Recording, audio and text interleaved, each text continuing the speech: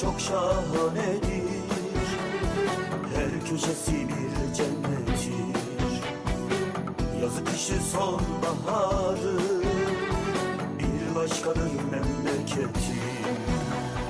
Sonbahar yaylasına, karlı yaz dağlarına, buz gibi sularına, hasretim hasret kaldı.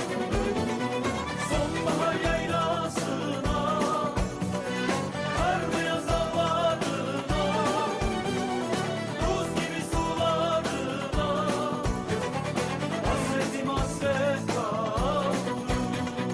Buz gibi sularına, hasretim hasret kaldı.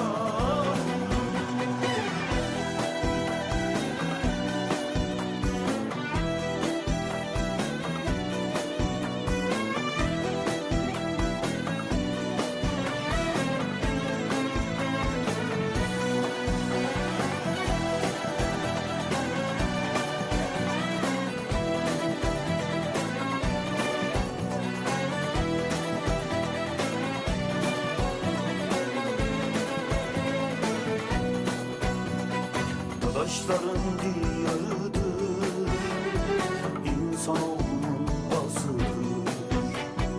Alan döken sevdasıdır,